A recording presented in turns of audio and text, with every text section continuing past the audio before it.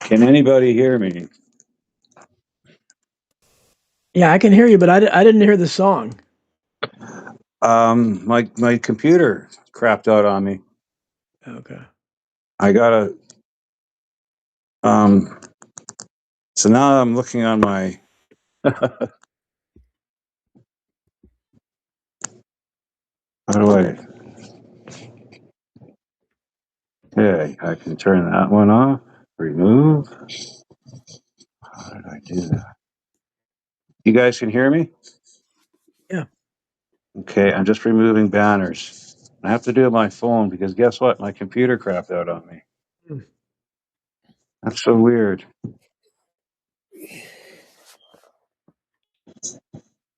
Can you hear me, Salim? I can hear you, Okay. Something weird happened. but I can't see you on the camera. And we just. You got it. Yeah, there you go. There you go. That's Hey, better. There you go. Okay, now I just got to get away from the banners. We're gonna have to do this show like this tonight. Is there anybody watching? Can anybody see the anybody see the total of people watching and everything? I got to do this on my phone. This is so bizarre. Yeah, no, I don't read anything over here. Design. So we are flying blind. You're flying blind. Is that what it is? Yeah, completely blind. Don't know what the heck I'm Hmm. supposed to do. Some of the best thing is done when you're completely blind. Yeah. Well, the video looks good. You look sharp and focused. The video looks good. Yeah. So what do I do for? Okay. I'm just gonna have to. I can't share. I don't know if anybody's watching. Oh, there's a message thing I can. Greg Hume, is Arby Ham on Eastern Standard Time? I thought he was more Western. I'm on. It's 8 p.m. my time when we start. 8 p.m. Central Saskatchewan time. We never change our clocks. It's always one time every year. We don't jump back and forth in spring and fall. So in the summer, we're Central Standard Time. In the winter, we're Mountain Standard Time, I think, or vice versa, whatever. All I know is I'm 2 hours behind the East, so that's why. So thanks, Greg. So I can see there's some people watching. That's great. Well, thanks, guys. Okay, so I took a video of it, guys, and what happened was I went to go live, right? And as soon as that happened, the YouTube, where it says where you go live to YouTube, that was spinning round and round and round and round on my computer, and I couldn't get off that screen to do anything on my computer. So I'm doing everything, holding the phone in front of my face tonight. That's hilarious. And I was going to reference Chris Edge's article, and I don't know. I'm going to try to see what the heck happened here. My computer is now rebooted. Hmm. This is you guys. This is fun times. Hey, this is great. Emergency. So first, well, I want I'll get you guys to introduce yourself to the audience and both give a little soliloquy on what's going on at the global south and BRICS from your perspective, and then I'm going to find those two articles and I'll read from them, and then this conversation will get a lot more intelligent. Okay. Salim, you go first. You know more about that than I do. But I mean, Arby, you were shaking so much on the camera. I don't know. Now it is quite steady. I don't know what you were saying. I couldn't figure it out. You were yes. Oh, can you hear me now? Yeah. Now you are steady. Yes. Okay, I'm just going to ask you. I was going to get you and Dawn to introduce yourself to the audience really quick, and then a little soliloquy on what's going on with the global south, the rise of the global south, the thing with BRICS, and the empire in decline. Is it managed decline or is it out of their control? Have they lost control of of what they were trying to do? Because remember, we always talked about the new American century and the PNAC documents and these neocons that were running wild. But have they hit the end of the road? Have they gone a bridge too far? That's the sort of thing I want you to talk about, Salim. I know you've got great opinions on this, so you go ahead. Well, I mean, the question is, where do we begin? To talk about this, but where do we begin?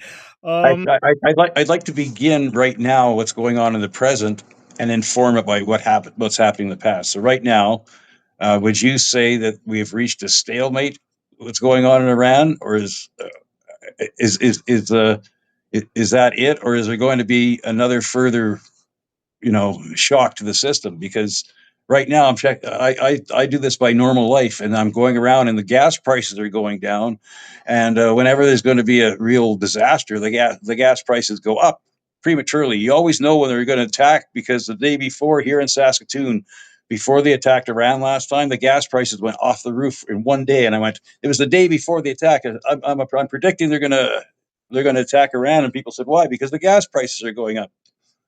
They're going down now. So do you think it's going to be cooling down? Or what do you think, Sling? Go ahead. I'm talking too much. Arby, I mean, if you're going to, I mean, anyone who's going to take the gas price or any particular item and say this is the standard measure of what is happening in the world, is going to be Yeah, damn wrong. but But I'm, but let me complete my point.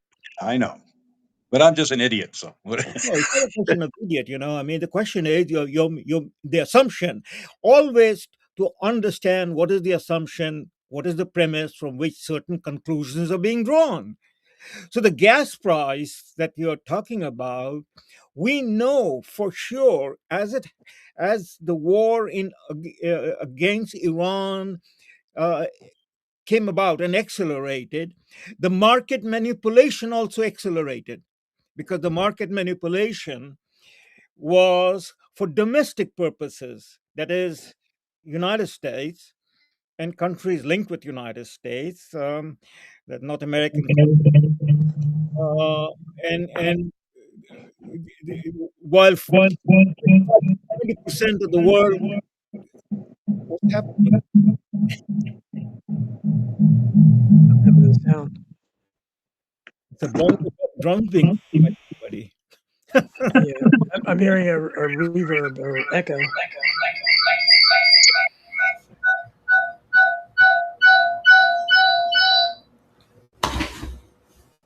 My computer restarted, and all the screens went on, and at the same time my phone was going. I don't know what's going on. This is the craziest thing I've ever. Well, you sound good. Yeah, we're back on regular, and I'm going live to YouTube. There's one person watching on YouTube. I'm back on my computer. Everything is just, I don't know. I don't know anymore. The gremlins are in the system, but I was told that's what happened when we did that show. Remember, Salim, with Mark, and we ended real early. Also, all of a sudden we got kicked off. We thought we thought nefarious things. We were being tracked by CSIS or the CIA, but it just turns out it's a Rumble Studio problem, and it happened again tonight. There's a glitch in the system somewhere. Hey, Elbow Kid, my recovery is going pretty good, but it hurts to sit in one spot for a while. So sometimes you'll see the camera go off, and that's me readjusting. All right, Salim, I'm sorry to cut you off, and I'm back and everything, and that's great. And please go ahead with what you were talking about. Well, I hope we can set the gas price issue aside, but just to make my point, Yeah. there's heavy market manipulation going on. Just to give you one evidence of that, um, Russia is under full sanction by United States. Iran has been under full sanction for 47 years, but both Russia and Iran was allowed to trade their oil in the market by letting by America lifting the sanction on Russian oil and on Iranian oil. The tankers were allowed to go through. At the same time, the strategic reserve in America is being drawn down heavily, and people are reading into that maybe, at the most there is possibly a month of strategic supply left. So you see, this is market manipulation going on. It doesn't change the structural fact, the systemic fact of where the world is and why these things are happening. And so that's what I meant was, where do we go? Where do we begin from? When Soviet Union collapsed in 1991, that was the end of the bipolar world. That was the Cold War. The Cold War was over. The bipolar world had ended.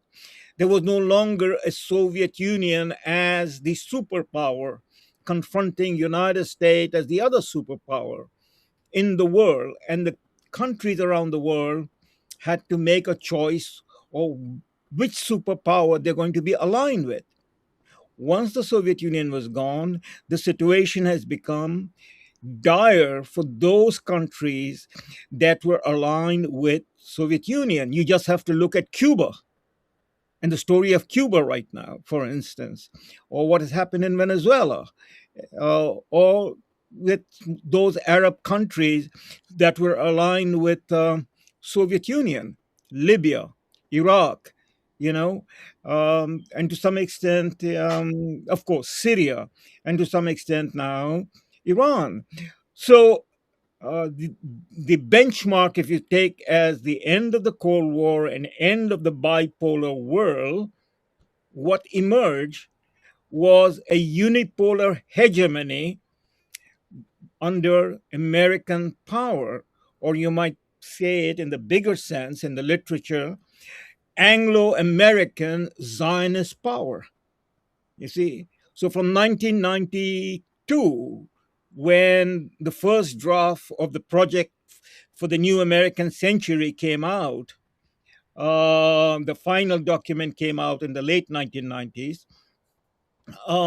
We can now, in retrospect, say it was the project for not North American, for new century.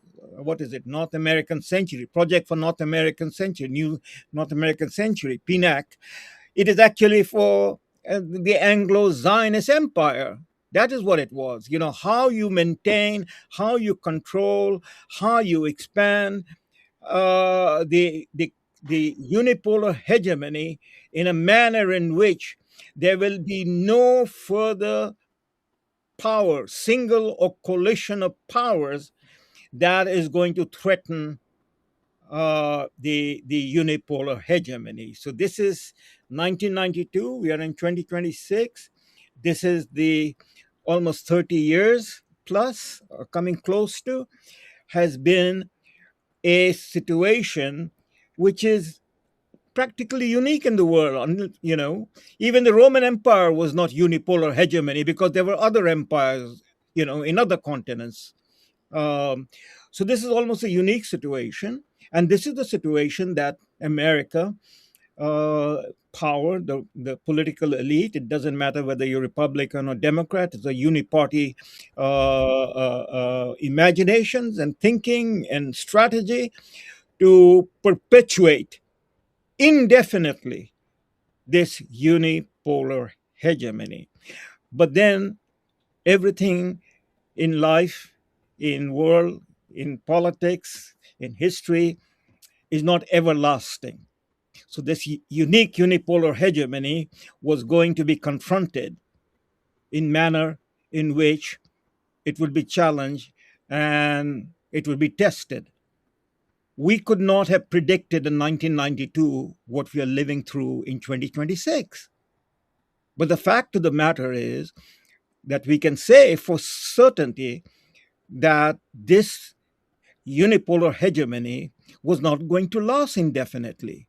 That, you know, the United States was going to impose its rule across the world. All right. So the question is, then the discussion moves to what happened in this period of 30 years? How is it that we have arrived at a situation, both in Europe with the proxy war that was initiated in Europe against Russia, not in 2022, but going all the way back to 2004, or even going back to 1997, the late 1990s, with the Budapest Conference. That is the expansion of NATO eastward into the frontiers, into the borders of former Soviet Union, now Russia. Okay, so we can talk about that war, the expectation of that war, or what was planned for. What was planned for was a regime change in Russia to knock out Putin's regime or Putin's government, because Putin had become an obstacle to the policy of PNAC. And Ukraine was taken as a sledgehammer to undo the Russian Federation and the Putin administration to some sort of a color revolution. So that is one direction of discussion that you might want to open up. The second direction of discussion is the place of China, heightening up the tension with China, as opposed to in 1972 what the agreement had been reached when Nixon went to China and accepted the one China position, okay, and that became the official position. When Well, I Carter, just want to quickly intervene, Salim.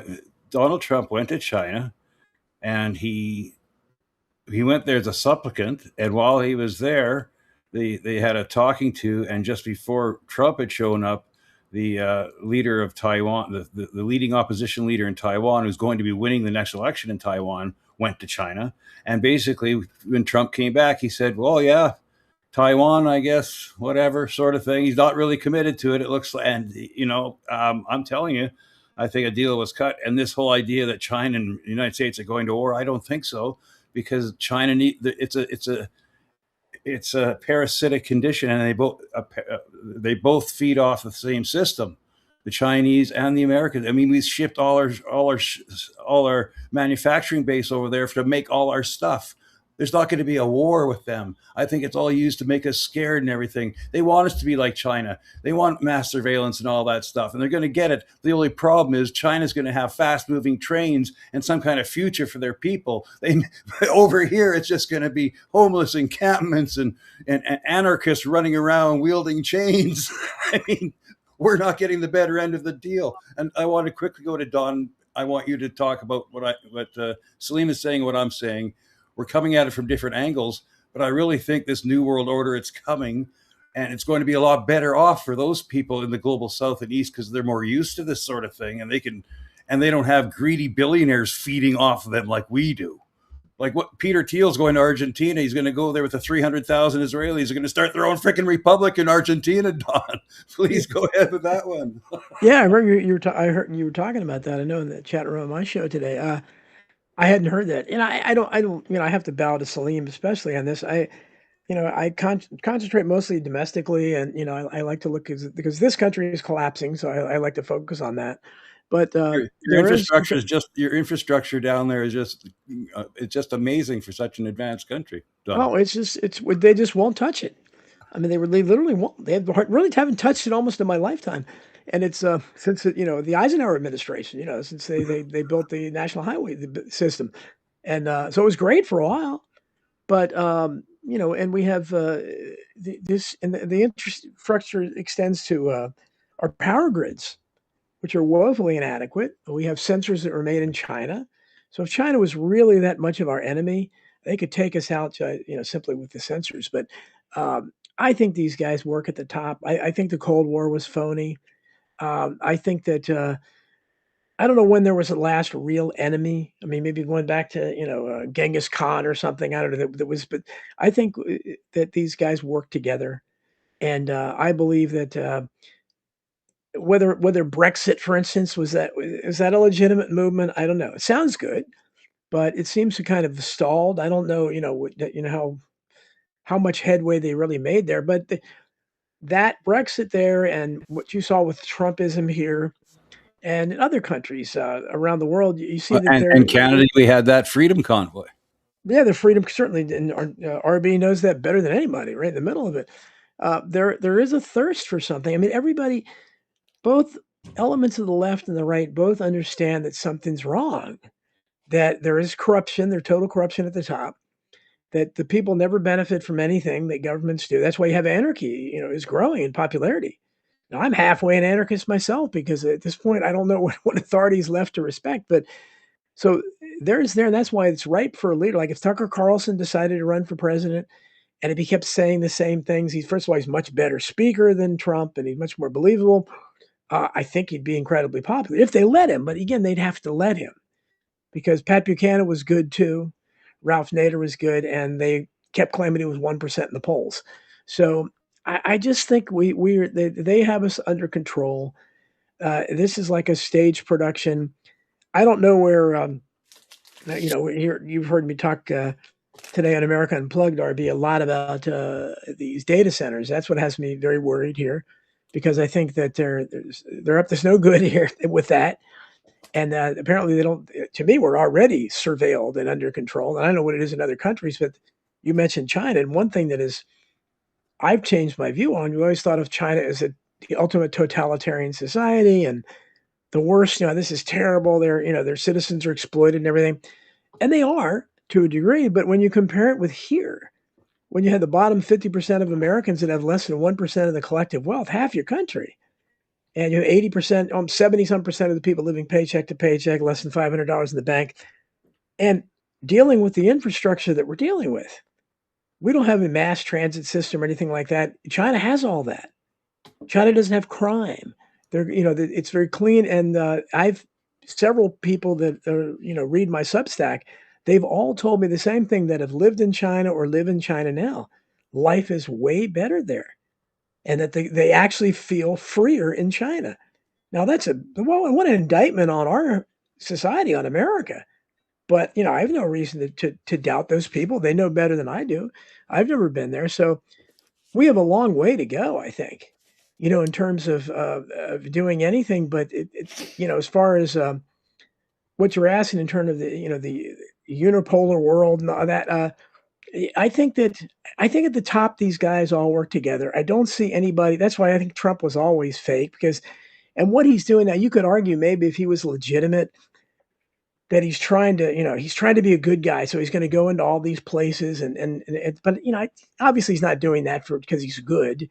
He's doing it because Israel's ordering him to. I don't know why he went into Venezuela, and now he's talking about Cuba.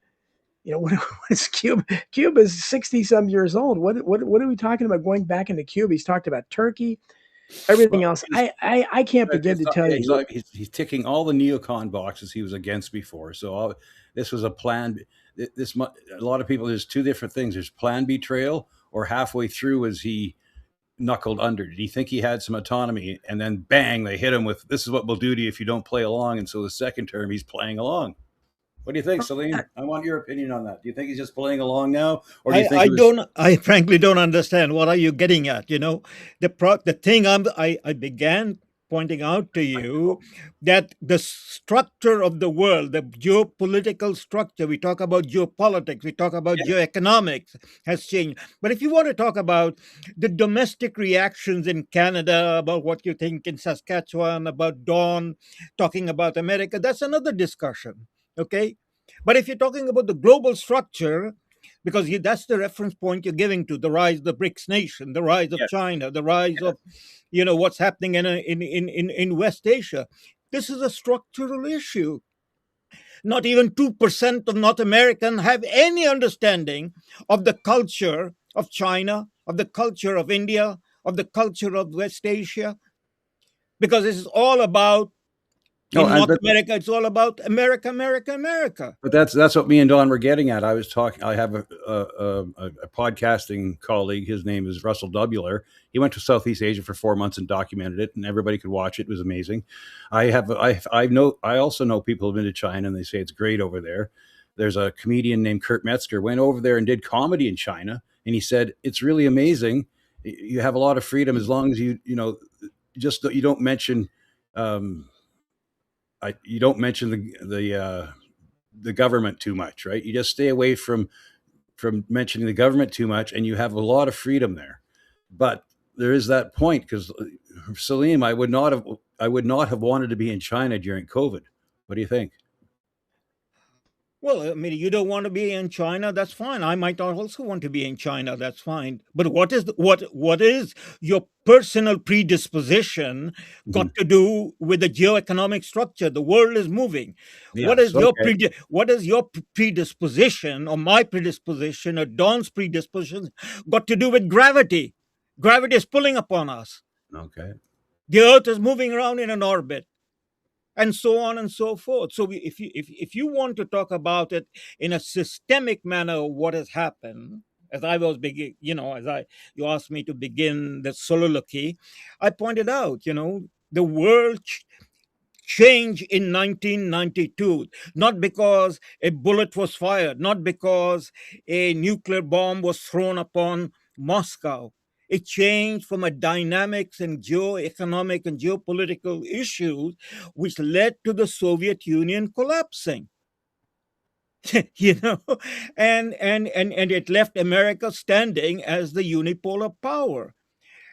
And America Fukushima was the number one power in the and world before 1991, between and 1945 and and 1991. famously Fukuyama came out and said it was the end of history. Well, again, you're drawing up on Fukuyama, but Fukuyama was again theorizing about something. End of He was history. wrong.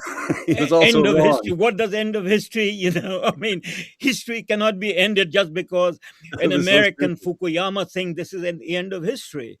Yeah, dumb. 6 billion people want to be engaged in history so that they can become independent, they can become sovereign, they can become autonomous, and so on and so forth.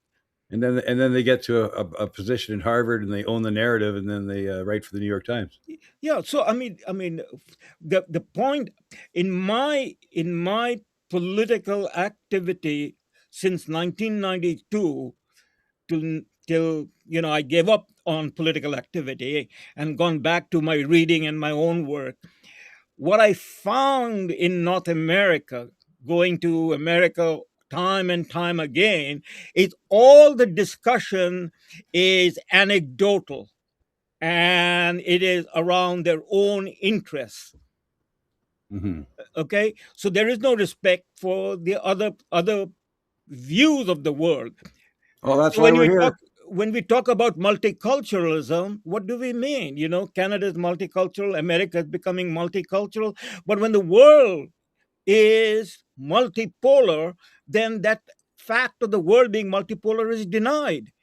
Well, I don't know, because in some places, like in this New World Order, like China, they don't have to worry about diversity over there. Nobody says, "Hey, how come they're not taking all the immigrants?" Who told you they don't have to worry about it? Where do Well, you come to that conclusion and reading from? No, I'm just saying that in China they have way more stricter rules against immigration and stuff like that. They have more controlled border and all that. I'm just pointing that out, right? They Yeah. don't seem to suffer. They're not being infiltrated by some other group, using some other group to do it for, so well financed. China doesn't have to worry about that insidious inside snake. Well, you are right, but you have got to think about it. Why not? Or why? Because if you come back to America and you talk about the open border, when did it begin? It began with the Hart-Celler Immigration Act. Here we Before go. the Hart-Celler Immigration Act in 1965, America was not an open border country. That's Same right. with Canada. And the question about open border in global north, that is, the Savingian policy in Europe, that there is no internal borders, and the same thing in America. This was a political discussion brought about as a result of globalist thinking, and now the immigrants are being blamed for it. No immigrant came to North America on their own accord. The gate was open for them. Why was it open for them? Well, that is a systemic, structural, economic discussion, but people don't want to have that. And so I just sit back and listen to whatever people want to say. Now they're calling me a globalist. I mean, Don has seen that, Yeah, which is ridiculous. I mean, and again, Salim, I probably derailed the discussion because I frankly am not knowledgeable enough about the multipolar thing. So that's why I couldn't keep up with you. You guys know more about it than I do. You certainly do. So I just kind of tried to frame it my reference point, So that's why when I look at this, I just know that I'm not sure. Maybe you explain what exactly, because I'm not even sure. We've heard forever, my reading and my writing, the New World Order has been around since Roosevelt, and in terms of people talking about it. And the multipolar thing, I'm not sure what the difference is. What is it? And of course, you have to take into account Zionist power. How does Zionist power fit into the multipolar world? Because from our standpoint, we look at Zog is running everything. So you can explain that. I'm not sure I understand it. Well, Don, you're right. Everybody is being affected. And so everybody is coming out with their own sense of frustration or excitement and everything in between. you know. So you talk to the Zionists, you talk to the Jews, they're all excited about it. Goldman Sachs wants a new world order, that is globalization, you know. I mean, it is not something that began today or yesterday. You have talked about it in a number of occasions with me listening to you, and you are absolutely right about the 1992 election and Ross Perot talking about, you know, in it, swoosh, all the, you know, supply Right, chain sucking and sound. work Yeah. is going away. So that was 1992, you know. So what was the thinking in 1992 is very important, because then the thinking in 1992 that implemented policies like open door policy, like the World Trade Organization, global trading, you know, bringing down the barriers on trade and commerce, shifting the jobs from North America and Europe to the global South. Why did these things happen? Right? Because this did not happen because the Chinese said send us your job, or the Indians said send us your job. Right? It happened based upon policy decisions. But whose policy decision was it? I would now say 30 years later, it was the policy decision of that 1% crowd that gathers annually at the World Economic Forum in Davos. And every single American president, including every single Canadian prime minister that is representing the G7 country, we're completely committed to those policies, because nobody else could have done it, right? So why did it happen? It comes back to, I mean, New World Order. The New World Order has been talked about through the entire 20th century, right? The Soviet Revolution of 1917 was supposed to be a New World Order. So there are competing frameworks of analysis, but there has to be a premise that one can see and point out to. So that without taking too much of time, I would say that in 1992 and leading up to 1992, the policy discussions among the elite, the Trilateral Commission, the Bilderberg Group, the World Economic Forum, all of these were created by the Americans and the Europeans. These were not created by the Russians, by the Chinese, by the Indians, by the Iranians. Their consensus was that the world was technologically converging, that the world is engaged in globalization. And the two fundamental aspect of globalization was, one was communication. As the world shrank in terms of communication, the coming of the computer age, the electronic digital communication that was taking place, and changed everything. I mean, if Don, if you remember the tremendous fear that was created with Y2, you know, what will happen at the change, I you was know. working in IT. I remember the hours we worked there. We didn't know what was going to happen. They were, it was unbelievable, paranoia. Exactly. You know, all of us were, you know, wondering what was going to happen. You know, numbers will disappear, our bank accounts Yeah. will be, you know, shuffled, and so on and so forth. But this was what the issues were. These issues are no longer there, but the effects of those issues are there. So global communication was radically transformed, and it is being transformed even as we speak. But the platform had changed. The coming of the iPhone, the coming of digital communication, of optic fibers, and everything else. The second aspect of globalization was transportation. The big body jetliners that came into operation in the 1970s changed the fact of global transportation. The big ships that emerged, you know, the superliners that emerged, it changed the fact of, you know, transportation. In terms of immigration, you know, I've written about this in my book Delectable Lie. An immigrant before 1945 set out from wherever they set out for North America, and it would take a month to get to North America. So in that month, they were cutting the links from their birth country. and they were arriving as new individuals to, get settled in the new continent, and build a new life. Well, what happens after the Hart-Celler Immigration Act in the 1970s? In 1969, 747 was introduced. Well, what happened is you no longer have immigrants, you have migrant workers, but under the name of immigrants.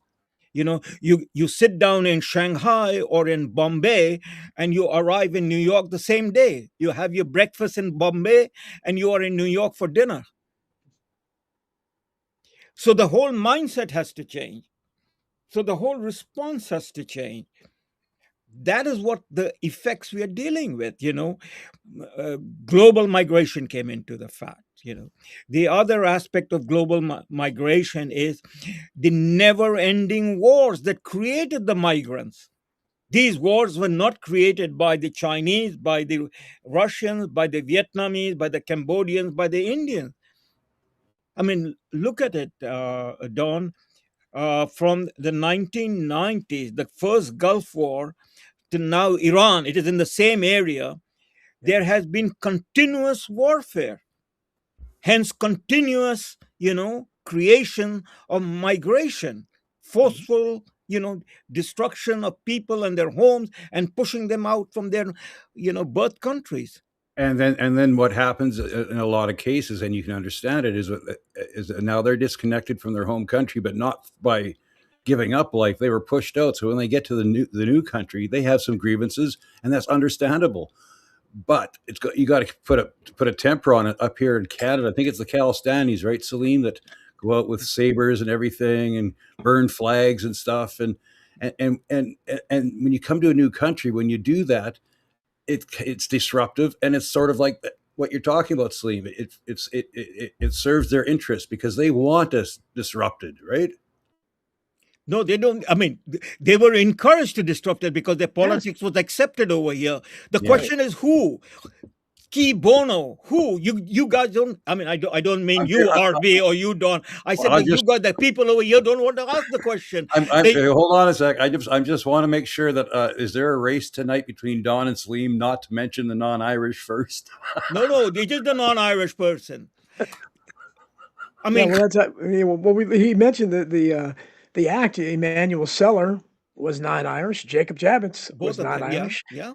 Now Ted Kennedy was there for window dressing. He was there to put the Kennedy name on it, but he wasn't the brains behind that. But yeah, I talk about immigration a lot. In my book, Survival of the Richest, the reason why the left never liked it is because I talk about the impact that immigration had on working class wages and benefits. That's and right. Again, people think I never blame the immigrant because, as Salim said, they don't. You go to Florida and Texas and places like that where they started having bilingual signs in Spanish and bilingual ballots. They didn't do that. The immigrants didn't print up the bilingual ballots. They made the decision not to purposely not encourage them to assimilate, because if you have a society where everybody's not speaking the same language, obviously that's a great advantage if you have conspirators, right? Because it's going to be frustrating if you can't communicate with somebody. Of course, you're going to be upset, and it's going to cause fighting. It's going to cause fright. That's what they want. And so they love that idea, So this is why when you mentioned RB burning flags and stuff like, and we have it in America. You saw a lot of the riots that we saw with Antifa and everything. You saw the Mexican flags and people in our country, and of course, but our authorities don't do anything about that. We complain about it. But of course, if somebody's waving a foreign flag in our country, especially if they're doing something violent, well, that ought to be addressed. It never is addressed. Just like if you had sane authorities, we had immigration for forever up until the 1920s. You had all these people from Eastern Europe coming. They didn't have English as a second language classes. They were encouraged to assimilate. The immigrants we have today are not only not encouraged, they're encouraged not to assimilate. And that's because it serves their purposes. So in America, at least, we have a mess. In all the Western nations, RB mentioned about China, they're encouraged to go into basically the white nations. That's where because that's where it seems to work the best. And so it's it's a mess. And again, you come off, when you talk about this, you instantly get called names. I don't care about names, what I'm called anymore. I'm called racist, anti-Semitic, whatever, misogynist, it does transphobic. I don't care because I don't hate anybody. I'm talking about things and trying to approach it rationally, and we can't be scared to talk about these things, because that's the problem, is that when we do, whether it's black people or immigrants or whatever, they don't respect that. They know you're probably not saying what you really think. So be honest and be open, and so this is why, I don't know exactly how that fits in, but in terms of the world, the new kind of world order you guys are talking about, but I do it the new world order I see and have always seen is controlled by Zionists. It's Zog, which we can finally say Zog. We didn't for a long time, going back to the 80s. Zog existed. I knew what Zog was, but you couldn't say it in polite society. Candace Owens says it on TV now. But so it's obvious that that's us occupied, and Canada's occupied, Australia's occupied. I don't know how far this extends. Does Zog extend to China? I don't Argentina. know. Is Argentina, Argentina, yeah, and Argentina. You're talking about they're going to set up, which is ironic, because that's where Hitler and everybody went. What's going on in Argentina under Javier Milei, who the libertarians love, and the Trump, the ones that like Trump now just love Milei, this libertarian, whatever, great icon down there. He's a clown. He sings and dances. He goes to Israel, kisses the wall, and then he does everything Netanyahu and they've made a deal to have a colony, basically a spot in Patagonia they've paved out for Israelis, 300,000. They can come over and settle there, have like a little colony there. And Peter Thiel just announced that he's moving down to Argentina, getting accepting citizenship, and he's going to set up his own little republic down there. it's crazy. What does it extend? Explain that one to me. I was going to ask Salim, India, for instance, do the non-Irish have influence there? I remember I worked with they do.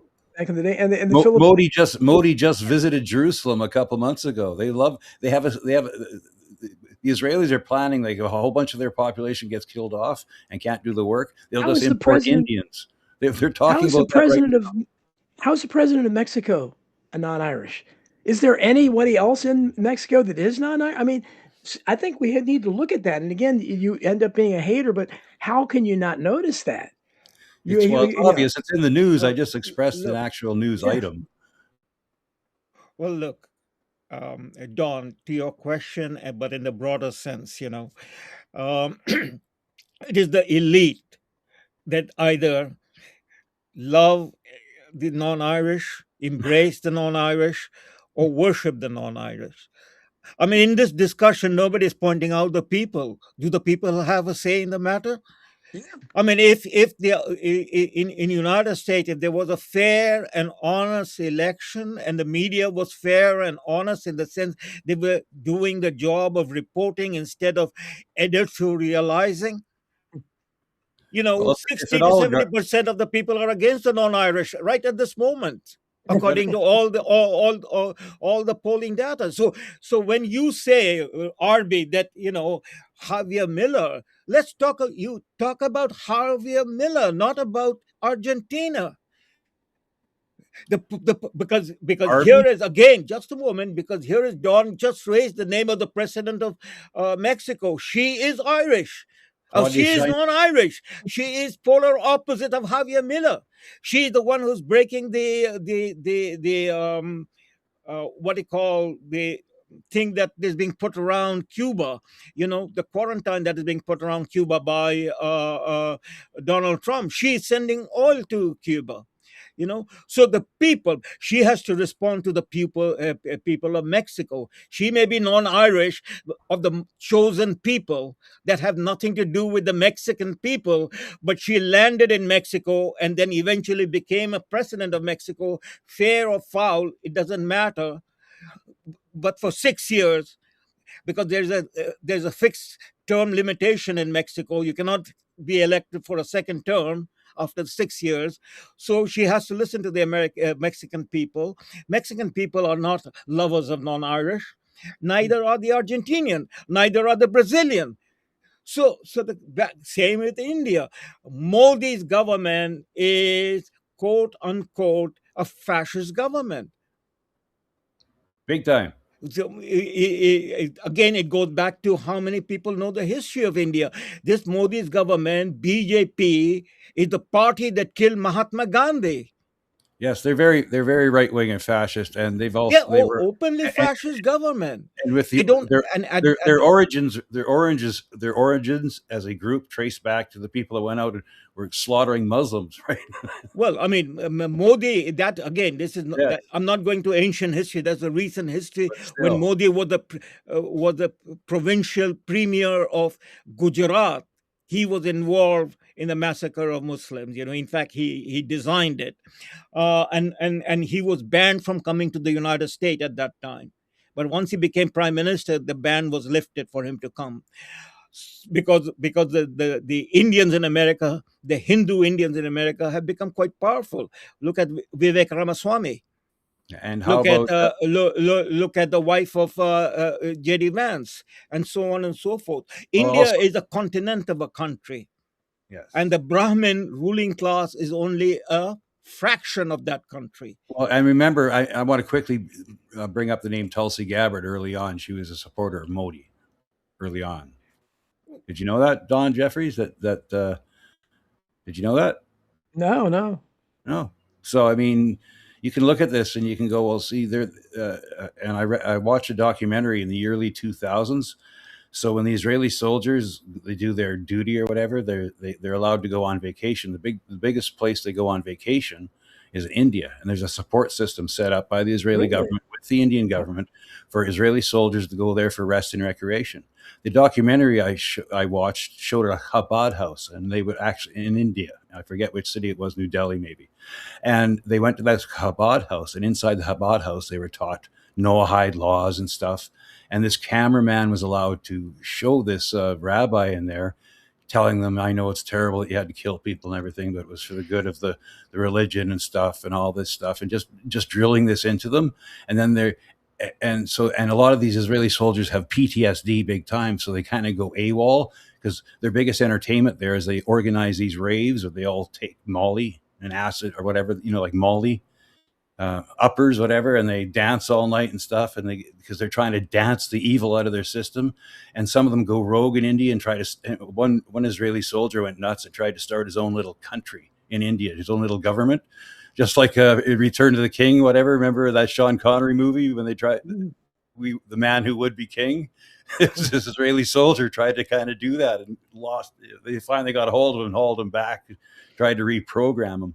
But what they're doing to the Israeli soldiers are horrible. From what I witnessed from that documentary, they come back. Can you imagine the PTSD these guys have compared to what the Vietnamese soldiers had? The IDF soldiers coming back from what happened in Gaza, what's going on in southern Lebanon,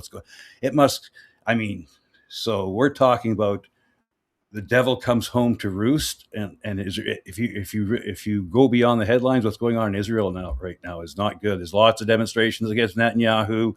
People inside Israel are really they're either totally insane, we're going to kill all the Arabs, or they're, how the hell do I get out of here? And there's not enough airplanes leaving right now. Kind of ties into the 300,000 Israelis over to Argentina, so they can have a place where they can go, because we could be watching it in real time, what's going on right now. Russell Dobular says it's bound to happen because, as Don says, Zionism, it can't be defended.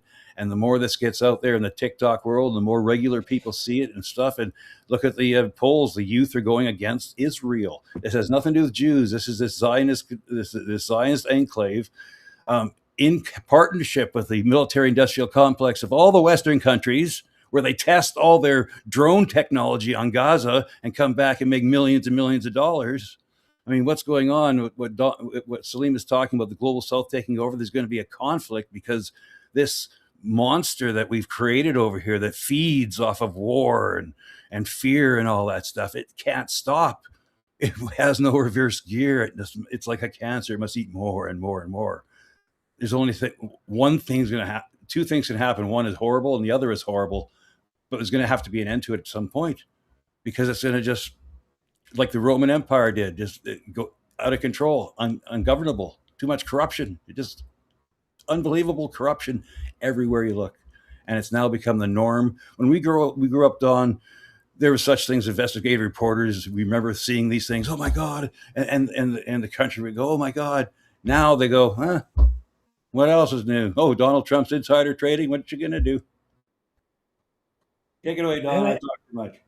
I think, I'm back on X now. I lost my account for a while, and it's a Mother's Day miracle. Somehow I'm back. So, but what I've noticed that I'm doing all the time is that I don't know why my page is flooded with it, but I have so many pro-Zionist people on there, and it's frightening. I don't know. Maybe all these people are paid. I don't know, but to see the mindsets that are out there, there is no genocide in Gaza. They just that Palestine doesn't exist, didn't exist. I kept saying, well, so all those old maps before Israel was created again that had Palestine on them, were they all anti-Semites who made the maps? They're unpersons. They made the Palestinians don't exist. But this is the mentality they have. And in one breath, they'll talk about how, and I've lectured a couple of them. I said, because they all are, I've never seen such a victimhood status. They're way worse than the proudest black woman in the ghetto. They are such victims. I mean, Jerry Seinfeld, Michael Rappaport, Michael Douglas, all these famous Jewish actors that are multimillionaires, they're all talking about how they're harassed everywhere they go for being Jewish. And I said, I've never seen an example of anti-Semitism in my life. I've never seen anyone harassed anywhere for being Jewish, ever. And they're having these things, and it's so. And I told them, I said, look, you all act like we're living in that this is Nazi Germany, and that you act like that people want to exterminate you. Nobody wants to exterminate you. Nobody wants you to have less rights than anybody, but they think that, even as they're the most wealthy ethnic group. They're the most wealthy ethnic group, but they act like they're perpetual victims. And that's at the source of the problem, even beyond Zionism, is this attitude. To be honest, though, Don, it wasn't always that way until the creation of Israel. And then even for the first 30 years, because of the first 30 years, we didn't have the internet, and we were bombarded with propaganda like Exodus, that book by Leon Uris that I read when I was a kid.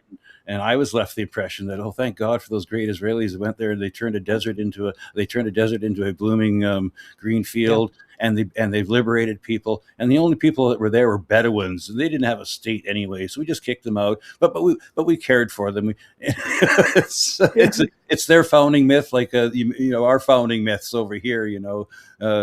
Exchanging the trinkets for Manhattan Island or whatever. And then we didn't mean to exterminate all those Indians, but they kept going back on their word. What could we do? But we want to thank them for the corn anyway. No, that's right. And I think that, again, that gets into, you could, they talk about white supremacy, but you really see the Jewish supremacy, the non-Irish supremacy. And they really have, but at the same time, they portray themselves as victims while having a superior attitude. Well, that's because they also they do have a horrible history of being persecuted. So it does happen. But it would be nice if we get beyond that. And the Holocaust, that whatever happened there, I mean, that horrible thing that happened, right. It happened. There's the freaking Nazis kept notes, for Christ's sake. We know what happened, right? Okay, but they're wallowing in it. We had the Nuremberg trials. We had the Nuremberg trials, so we were supposed to never again. But now it's happening again. It's being perpetrated by the descendants of these people.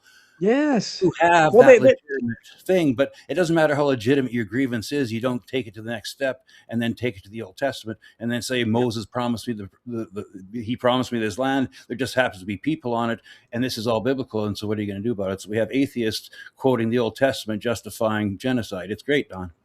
And the one their idea is okay. They were going to be wiped out by Germans. Not they should have gave them Bavaria. I've always said that. After the Nuremberg trials, there's Bavaria. It's all yours. It's a Jewish state in Germany. Now that would have been justice. Yeah, but they're taking this out on the Palestinians, who did not exterminate anybody. And they somehow transferred everything from the Nazis to every Arab in the Middle. Whoa, Hitler visited one of them. Remember, there's Yeah, a picture yeah. of Hitler sitting down and visiting Well, one of that them. must be it. Yeah. So Hitler and they visited talk. everybody. They say the same thing. They many. There's, I think it's, what is the poll that you had, RB? It was like, wasn't it 40% that want in Israel that want to wipe out every man, woman, and child, just like the Old Testament. So they're doing what they accuse the Nazis of wanting to do. They believe that everybody in Gaza is Hamas, and everybody in Lebanon now Amalek. is Hezbollah. No, they're Amalek. You got to think this is Oh, and the religious. Amalek. Yeah, that's right. That's So if you think it's a religious thing, you got to sit back and go, my God, these people are so insane. They keep reprising the same role. Remember when Rome sacked Jerusalem, and remember Masada, the story of Masada, where the zealots, they take a mountaintop. It's called Masada, and the Romans build a earthen ramp to go up there and finish them off because of the last holdouts in the Roman Judeo wars. And the soldiers of the place killed all the women and children, and then themselves last. A group of 7 or 8 of them hid and came out, and one of them, Josephus talks about this. 8 of them survived Masada, but they'd rather kill themselves than be taken prisoner. Remember the story of Samson. He pulls down the pillar, kills himself and everything around it, and that's the thing, is these people are religious zealots, and then when you marry that with the Zionist Christians that are supporting them from the Western civilization, you have this almighty horrible golem out there. Is how can we stop this? There's going to be a conflagration. It's what they want, but I don't know. Can it be stopped? And what do you think, Salim? I want to end up on this. Can what's coming be stopped? I'm a fatalist at this point, because from my position here, ever since I was a kid, everything, all this government corruption, everything goes against the common man. The working man keeps getting hammered. I read George Orwell, the fascist idea of the boot kicking. We're going through that right now. That's what I feel like. It's what happened to me during COVID and all this stuff. It's happened to me for the last 30 years. Whenever I stand up and try to ask any questions that might be considered beyond the pale, and you get hammered down and hammered down. And I don't want to give up hope, but I'm 62 years old, Don, Salim. This thing that I've been worried about and I thought couldn't be, what I first thought was just crazy, this idea of Armageddon. But is it going to happen? And there's nothing we can do to stop it. Salim? Well, I mean, if you rerun this conversation of ours, you will see that we move from trying to understand the shift that is taking place in geopolitics and geoeconomics to a conversation which is basically, if I may put it, and forgive me if anyone feels offended, it becomes a conversation of white men with the Jews, because the Chinese are not talking about it. The Indians are not talking about it. That's right.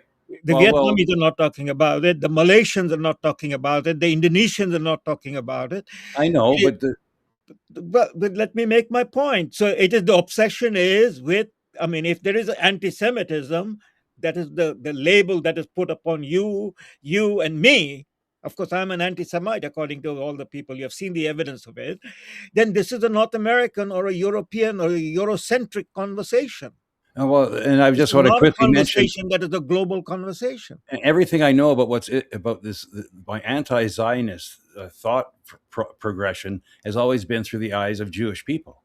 Always. So the conversation, whichever eye you take it. The story is, the narrative is, the history is a Christian-Jewish issue. Why don't you confront it straight on? Why is it that this conversation, I'm not meaning you in person or anybody here, I mean saying you in the generic sense of the English language, which is my second language I'm talking about. Jon, why don't you confront it head on? Why don't you say that, we are not going to become crypto-Jews. We know who killed Jesus. This is our faith tradition. This is our 2,000-year history. We stand by it. But in the last 100 years, we, the Christians, the European, the white man, have been completely hollowed out into a skeleton of nothingness. Okay. And all you're obsessed with is the Jews, the Holocaust. I mean, Holocaust memorial, and now the Trump administration with 535 congressmen and women, minus Massey, minus Marjorie Taylor Greene, they have basically voted that the Israeli army will be part of the American army. Yeah, I had that before I had my technical problems. I had that So as one far, of the the stories. American army, the American military-industrial complex, was a mercenary of the Zionists. Now the Zionists will be inside. You talk about a Trojan horse. There it Well, is. Donald Nobody's getting Donald into China. Nobody's getting into Russia. Lawrence Wilkerson went on. I forget if he was on Tucker Carlson, but Lawrence Wilkerson, Colonel Lawrence Wilkerson, Yeah, we know sorry, him. he said that Donald Rumsfeld after 9/11, Donald Rumsfeld told him that the Mossad had the run of the place, and they didn't even have to sign in and out. IDF and Mossad were coming in and out back then. Can you imagine what it's like now? So do they even need this declaration, Salim? But yeah, it's true. Yeah, but this is the problem, and what has it got to do with anybody who is brown, black, yellow? I mean, there's 30 million black Americans there, and as Louis Farrakhan said, that a brass balls of a monkey will scream out if they know the history of the black man in America. Oh, But quickly, that story is not told. The but- story that was told once Oh, in I wa- Alex I wa- Haley's Roots but I has want been to quick. forgotten. I want to quickly back you up. This is case. So power to the people. Congress has advanced a bipartisan bill led by Adam Smith, a Democrat, and Mike Rogers, a Republican, to integrate the U.S. and Israeli militaries. If you thought funding genocide was rock bottom for the U.S., think again.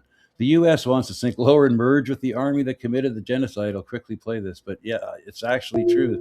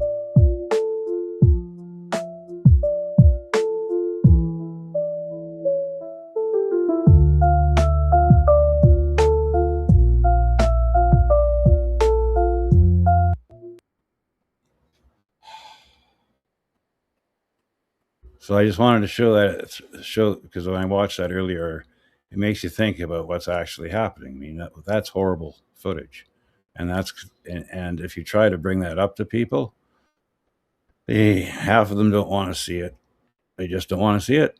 It's out of mind. I just wanted to bring us back to what's going on. The same thing's going on in southern Lebanon and stuff. It's going on in other places. South Sudan. I just almost broke my heart reading about South Sudan is going on, and it has been going on for like 20, 25 years, right?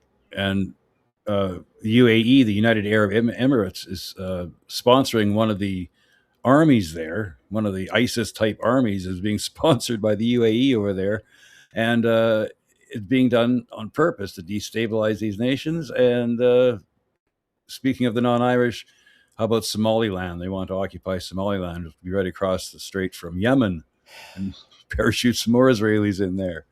There's big plans out there, folks. But getting back to the BRICS thing, I wanted to bring this up because I want you to. I tried bringing it up earlier, but I want Salim to talk about this. Okay. Need some water, guys. The beautiful multipolar New World Order. BRICS-based multipolarity will save us from the technocratic dark state by making the rollout of an oppressive global surveillance state much better. This will be the result of improving global governments. At least that is according to the BRICS outcome document published by the Indian Ministry of External Affairs after the latest riveting meeting of BRICS foreign ministers. Centralized global dictatorship will be a happier, fluffier kind of New World Order tyranny under the BRICS multipolar model because it will be more just, equitable, agile, effective, efficient, responsive, representative, legitimate, democratic, and accountable. Fantastic news, doubtless welcomed by those Horval Morich refers to as the multipolaristas. And this is written by Ian Davis. You should subscribe to a Substack. Now, that's what the plan is, but I'm going to read this part. The BRICS are fully committed to global technocracy. Sorry, I mean sustainable development, but are a bit worried that current global challenges are complex and interlinked, and that this globally interlinked complexity might impede economic growth and sustainable development. The solution to this is, of course, to recognize the contemporary realities of the multipolar world and push ahead with more equitable global governance. This must be true because that's exactly what the World Economic Forum wants. And who could argue with the WEF? Certainly not the BRICS foreign ministers, that's for sure. The BRICS ministers are also fretting about peace and security.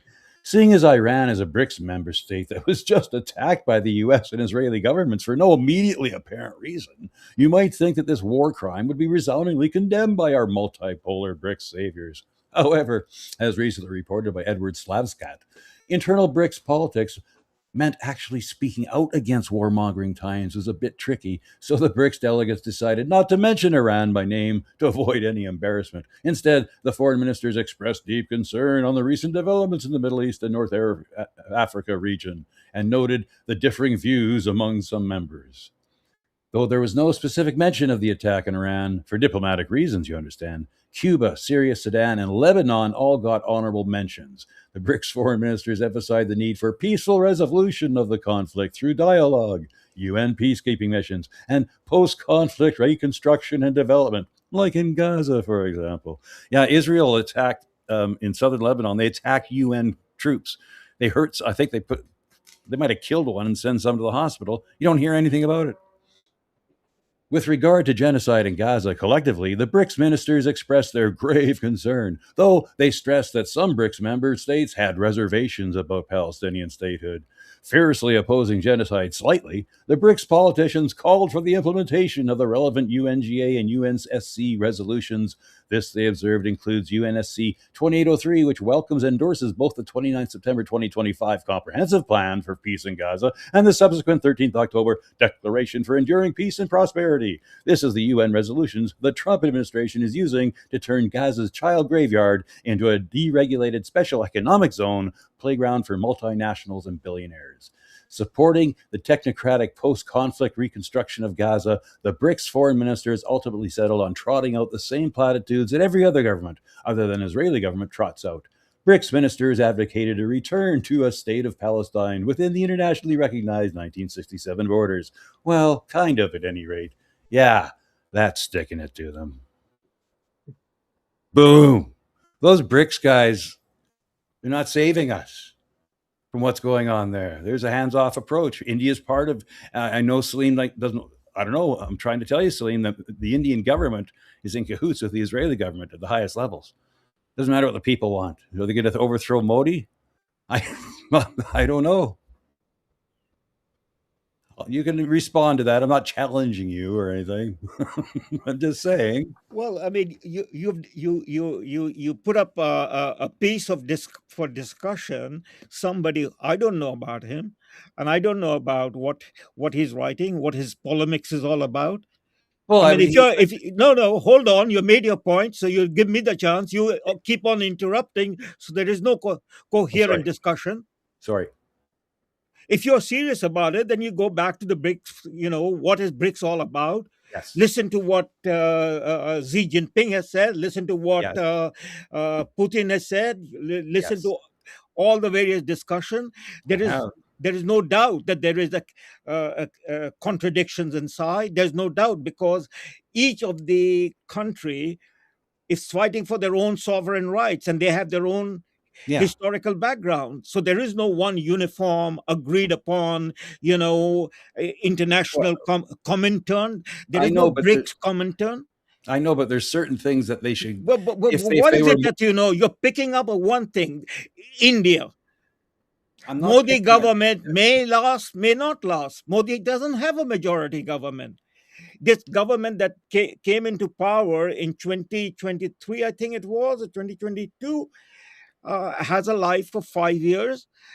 It is a minority government held up in power with a coalition from various provinces. India is a multi-party state. It hasn't got a majority. And so there is a vehement opposition to him from the others. So you know, and there is a lot of voices inside BRIC that would like to throw India out of BRICS because of what has happened recently So, with the Iran war. So okay, none of so that is being discussed by this man who you are quoting. yeah, he's kind of discussing that. But what I'm Yeah, because this is a sham argument. It is a belittling argument. The same thing could be said about non-aligned movement. I mean, why do you expect BRIC to take your chestnut out? Ian I'm going Davis. to be frank about here. Where is Canada? Canada has a foreign policy that it has not lived up to. Yes, but We Ian Davis. say that we are the founding member of the United Nations. Yeah. Xi Jinping says, and almost most of the majority members of the BRICS says that we will defend the UN Charter. We want the international law back. We want all the conventions that we have signed over the last 80 years back in play. You guys have abandoned it. You guys have trashed it. You guys have destroyed the United Nations. That is the voice coming out of the South, whether it is South Africa, whether it is, you know, Indonesia. So you pick up one country that is open to a huge question mark, and I know that country because I am from that country, you know. So I am asking, where is Canada? Where has Canada defended its position as a UN member? It has been there right along from 1945 to Lester now. Pearson, the last guy. Was that? Lester Pearson, John Chrétien, who was the last guy that actually sent UN peacekeepers? But well, no, the last guy was Jean Chrétien, who refused to participate in the Iraq War. That's Because good too. so because he basically said what Jacques Chirac of France said, what you know, the Yeah, I know, but other permanent member states says, that there is no authorization, that no motion was presented at the Security Council for a vote. Yeah. So And then- I mean, you don't have the time here in this format to have a serious discussion. But It is we all all, anecdotal. yes, I know, but he also sent. We did send troops to Afghanistan. So that's politics. If you give me a point that he said that, I can give you another point that he said that. I said, yeah, if you got to understand seriously this issue, you got to understand the shift that is taking place in geoeconomics and politics. But your discussion is all anecdotal. The gut feeling of what people feel, how they feel, you know, what is happening in Gaza. Gaza is a genuine case. The global South stood on that issue. It is the global North that abandoned its own principle, its own morality. But what I just read is that the BRICS nations are being lukewarm towards it. I was just showing some.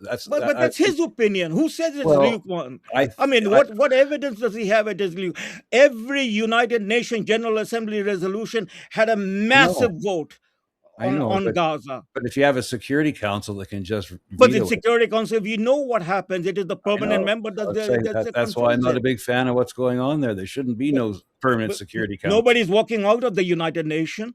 I know, but I'm just saying. If you have a problem with the United Nations, let's discuss United Nations in a proper format, not in an anecdotal one sentence here, one sentence there. I'm just saying, just telling you that what I see coming out of there is a lukewarm response to what's going on in Gaza, and it horrifies me. And okay, I'm sorry. I read these things that there's blame to go around on all sides. You are horrified. You should read other things also. I do. I mean, the most recent is the meeting between Putin and Xi Jinping, and their communique, and they have asked for the stepping down of Antonio Guterres because he is in the pocket of the Anglo-American powers. I know. That's So good. if you know that, you should bring that on the table, and not what whoever this Ian Davis is talking about. But he was just looking at it from a point of view. He talks the Well, same way about the tech. He talks the same way well, about Peter Thiel and I the dismiss technocratic his stuff. point of view. Okay, He talked. you It said that, wasn't a and you want my reaction. I dismiss it totally okay. out of hand. Okay, so did you read his the technocratic dark Because it's state? a Deep state? complicated affair. Nobody wants to go on the escalation ladder. Okay, yes. All right. All No, right, I'm just it is the Americans and the Israelis are pushing on the escalation ladder. Nobody wants a nuclear Armageddon. The okay. whole thing about Israel is a very sticky affair. It's because John F. Kennedy was killed and Israel has the bomb. That's exactly what So I'm why saying. don't we talk about that and make We it sense? were. Does Ian Davis talk about that? No, all he was talking about was he was appalled at the lukewarm No. response. So where it is, the ICJ has been given the I statements know, and the thing in but they keep. 2023. They're I know, but still sitting on it. they're still bombing Lebanon right now. Right now, So they're what are we bombing doing? them. Who's going to What, stop what is them? Sri Lanka supposed to do about it? Well, Sri see, you Lanka just. or any of That's the third why. world global south going to do about it? Okay, but I'm Because just you've got saying. the backing of America. That is, Okay, we Israel know has got that. the So backing of I'd America. like them to show. I'd like to see them Well, show some courage. Is you, what I'm saying. you guys, you guys could enlighten Okay? me, Salim. When you talk about, see, this is the global South and everything. Is that basically a way of so-called? I don't understand what that is, but it's like global South. Is that kind of third world nations types maybe getting tired of the global North, which is screwing everything up? I mean, it sounds like that to me. Explain what that means? Don, very simply, the global south is the former colonies of the global north. Yes, Just right. you don't no more complex than that. And as former colonies, they have faced for 500 years a politics of extortion, expropriation, and so on and so forth. Yeah, well, So that's the end of Second World War and the rise of independent countries was only a facade of independence, because they were dragged down through neocolonialism. That is, all the decision is made by the powers that hold the key to the most important, you know, issues of the day. And the most important issues of the day is ultimately the question of resources. And the primary issue of resources is energy. And it so happens, as a result of a fluke of nature, you might say, that the largest, reservoir of hydrocarbon energy is in West Asia. And so you can see that West Asia has been controlled, dominated, and pulled along by the interests of the Anglo-American power. The Americans talk about 47 years that the Iranians have abused America. Where did the Iranians abuse America? Nobody goes back and talk about 53. I haven't heard any single senator say this is a historical record. Um, And they have done that same thing just about everywhere. George Galloway, the last time he was elected to office, he did talk about 53 in Parliament. He got his little 5 minutes or whatever. It was his last go when he was there, and he stood up and he started talking about the 53 Iranian. When they were talking about, of course, Iran, and he stood up and talked about the 53 overthrow of the Iranian government. And everybody in the whole thing laughed. All the politicians down there, all the MPs, they were just laughing at George as we mentioned the 1950s, like it's some kind of conspiracy theory. Oh yeah, we know that, but that's just an excuse we use to continue our tyranny. It was quite a thing to see. But yeah, it's quite common knowledge amongst us conspiracy theorists, Salim. I mean, we've been talking about the 53 thing. I've been talking about it for 30 years. I mean, it's a big deal because that's the Anglo-American. That's what made British Petroleum. They became. That's their founding documents is what they did there. So yeah, and then they exploited it. The Shah, they parachuted the Shah in, and he was backed up by the Western powers, and his secret police was just notorious for cracking down on dissidents and stuff. I mean, we know that stuff and everything that's happening now. And I'm sorry, Salim, I was just bringing up that we keep talking about the global South and all that stuff, and I think We haven't talked about the global south. I'm sorry, RB. I just making the point. I just described I it know. to Don. I That know. Don said to explain global Right. south, and in one sentence I've explained it. Global south is made up of countries and people Yes. who, over the last 500 years, that has been the beginning of the Columbus age, But China has experienced and China directly colonialism and the effects of colonialism, and China and and their Russia are members. independence that have come about since 1945. Their goal is one thing: to catch up, I know. with the Chinese. When they speak about their age of humiliation, it is 200 years. They set up the target 1949. China was liberated. Within a century, they want to catch up. So they're approaching that century. Same applies to just about every of the member states of the global south. They want to catch up. Yes. They want to be independent and sovereign. They want to I control their know. own resources. Yeah. And there will be internal contradiction in the global south, because they all are not born of the same mother. But what people have been talking about is there's a lot of independent contractors getting involved in this too, right? Well, there will be. That's what I Yeah. said. They have their own interests too. Yeah. And There's competing interests. yeah, so that's what I think is the problem. Is all I'm So saying. it is. Well, it's not a problem. It is life. Let me finish my thought there, Salim. All I'm saying is it'd be nice if they could present a front, a more solid front with what's going on in Gaza, and actually. Do they have a as they leader? could. Does Global South have a leader or leaders? Because people It's need leaders. China, Russia, Spokesman? Brazil, and there's a lot of internal fighting, but they don't show a common front with what's going on in Gaza right now. And that's all he was But saying. that is untrue, and that's what I'm trying to say. But You I keep just read it. saying this. Where is the international forum? The solidarity is Yes. evident. If you don't want to Yes. see it, I read then it. that is a problem of how you look at these things. I read it, but no, I've seen these things written down, strongly worded letters, strongly worded this, strongly worded that. I get a little frustrated. RB, Salim. Again, all my life. you're reducing it to a subjective manner. I am frustrated Okay. too. Yeah, that's all But I'm that's saying. not the issue. We are supposed to talk about the changes. Politics is a very difficult Yes. job. Right. It is herding the cats, and you're Okay. trying to herd, over 100 countries of the global south. But so how do you think it's going to stop what's going on right now? These wars is what I'm trying to get at. What is It eventually is not going to stop because of Canada. It's not going to stop because of you or me. It is going to stop. It is going to stop because what do you think's going to happen? Come on, RB. Let's not talk over each other. It will stop when the Iranians finish the job, just as it stopped when the Vietnamese finished the job. Nobody, no Indian, no Brazilian, no Argentinian was carrying a gun and going to Vietnam. It is the Vietnamese that fought. But there was a complete solidarity behind Vietnam. Okay, so what happens? I am a child of the Vietnam War. Okay. So I know that there was a complete solidarity. So Iran's going to become the fourth power. But they become the fourth power. They are the fourth power right now. Yeah, right now, because they control the Strait of Hormuz. Some people are going to say it's a fourth power.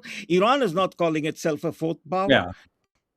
The point is, Iran is fighting for its existence and for its independence and for its sovereignty and for the respect of those people who want to destroy Iran.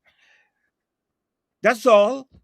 But Iran is not asking Canadians to come and fight for them. It is the Americans and the Canadians are going out to fight for the Israelis. And then they're coming back home without any consequences. Okay, so that's what this is my problem right now. Is the Donald Trump right now? Okay, so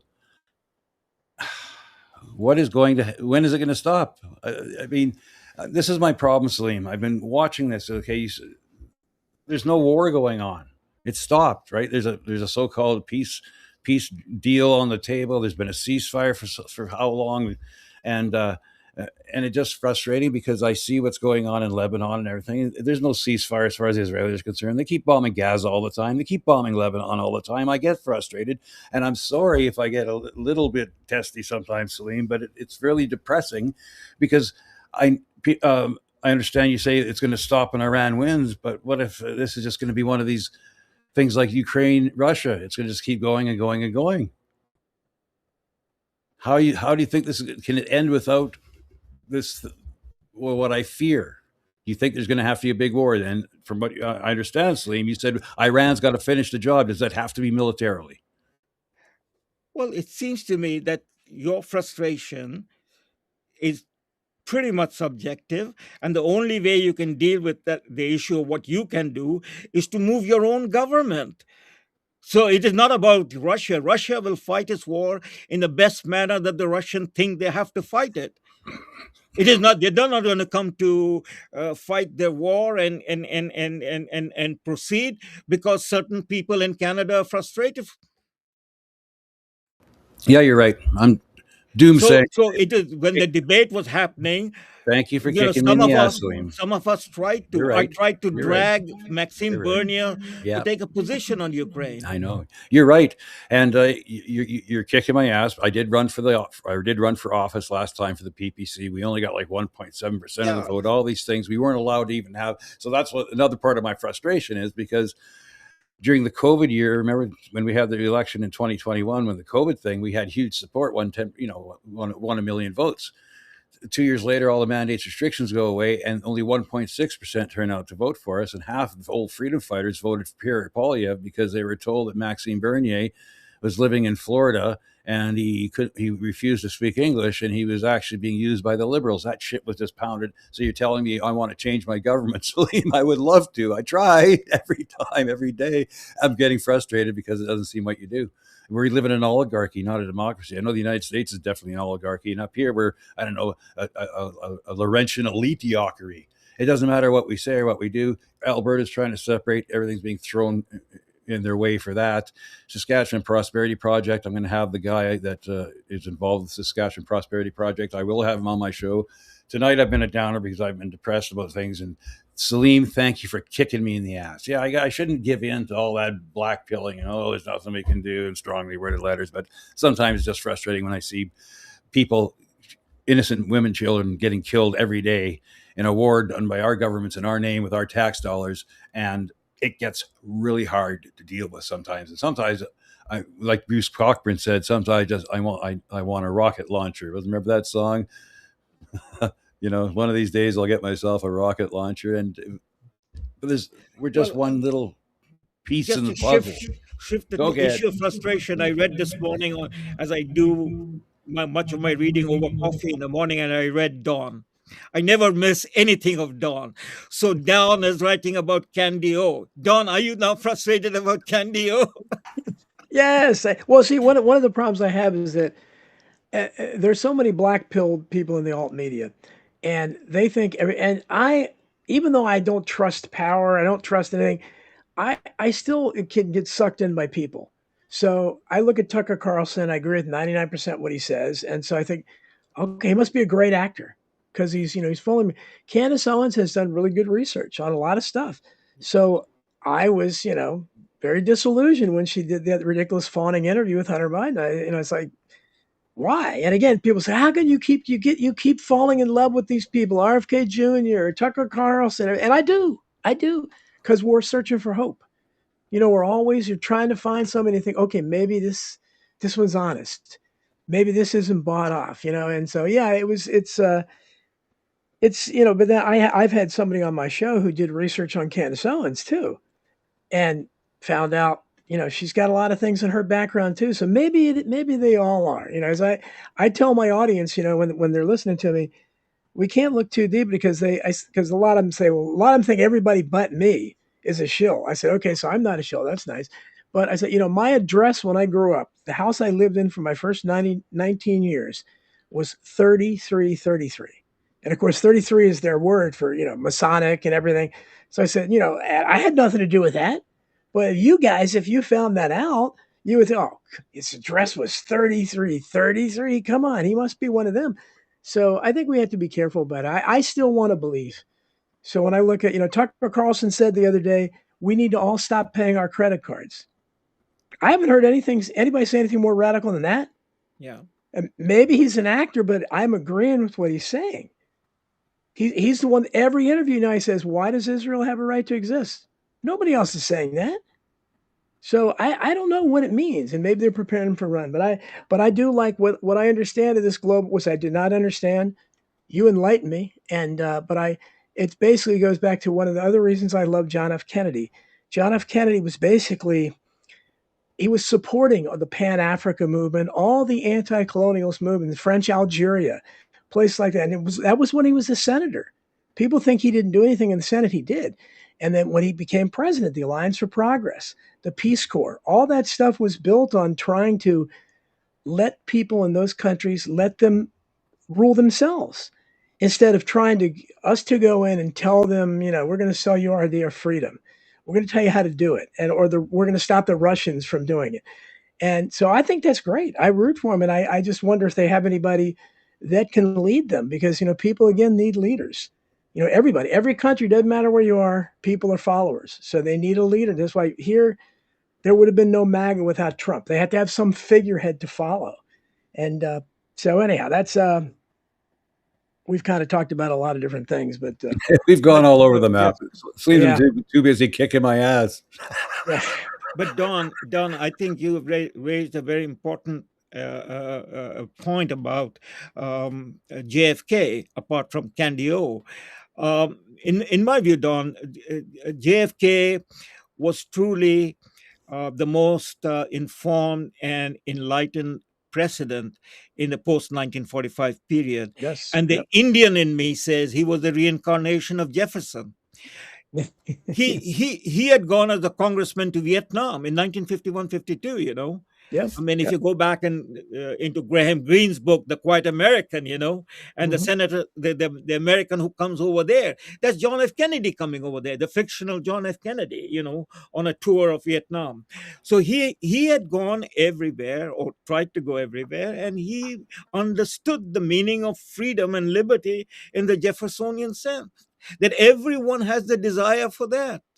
Exactly. And America cannot be an obstacle to that. America should be providing aid and assistance. That's the Peace Corps, Yeah.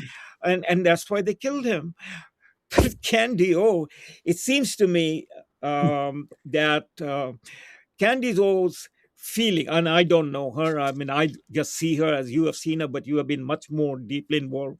I just Yeah. see her that as a woman and as an activist, her heart is with the people who are downtrodden.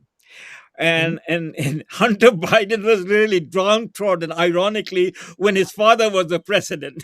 Yeah. Now he has come out of that, and she wants to listen to him. What is Yeah. his story? Yeah. The power holders did not do their job. It is not the fault of Candy O.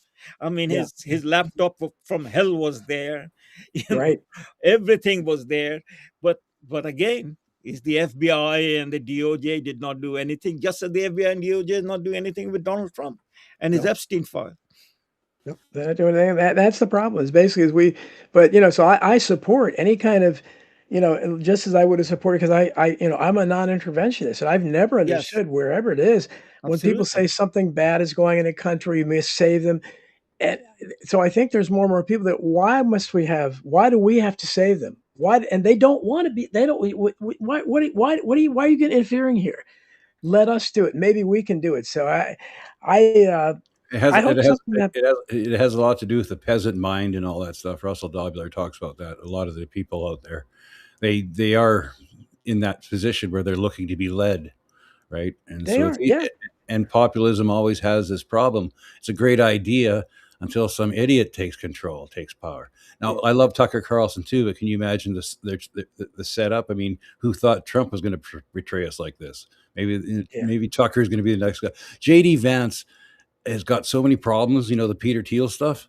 If Tucker comes out and says, let's vote for JD Vance, I forget it. That's a deal breaker for me. Peter Thiel's an evil bastard setting up his own republic in Argentina. Are you kidding me? That guy talks about the Antichrist. He's got billions of dollars. He was the brains behind all that PayPal mafia shit. Yeah. He's the brains, and he's evil as fuck.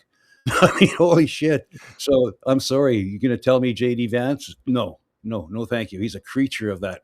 And look what he's doing, what Vance is doing, going around, doing everything Trump tells him to, justifying this war, telling the Pope he's a Catholic. And, the way it's just, are you kidding me? He's just he's checking all the boxes of a guy being set up to be the next populist guy that's going to lead Well, us I down think the wrong that's path. one of the that's a problem we face though in anything is that most people are followers, the vast majority. So you have to have leaders, and unless you're going to. And again, I'm leaning more and more towards anarchy because I don't, there's no one, no authority worth respecting in today's world. Certainly in America, everything is corrupt from top to bottom. Who should I respect? Nobody. The What police, about any government, and no. how about Butch Ware? Do you know who Butch Ware is? The Green Party vice president or vice premier No. or whatever. The other guy, what's her name? Jill Stein. Jill Stein and this guy Butch Ware. He's the Oh, Jill Stein, I know, yeah. Jill Stein and Butch Ware sounds really good. He's really smart and all that stuff, and he talks about this stuff. But the problem is, it's from the left wing side. So immediately the right wingers aren't going to listen. So if you get somebody who's honest and honorable from the right wing side, like Ron Paul or they just never get enough respect because they're automatically categorized by broad swaths of the population that have been, dogmatized to think this way. We're facing an uphill battle trying to wake people up. That's the problem. That's why I get frustrated. But thank you, Salim, for kicking my ass and telling me not to get so frustrated. You're right. I got to get back in the saddle. It's not about kicking ass, for heaven's sake. It is about to be able to distinguish and be consistent.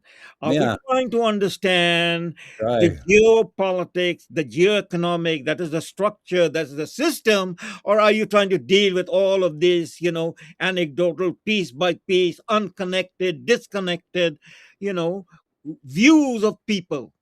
Just like the view of the person that you read out on the BRICS nation. Well, this discussion went the way it did because when RB went to me, I didn't understand. So I should have said, I'm not sure what is the, so I could be explained. Instead, I went in the way I interpret things. So that's why if we'd done it from the beginning, we could have had a better discussion. But I'm just saying it's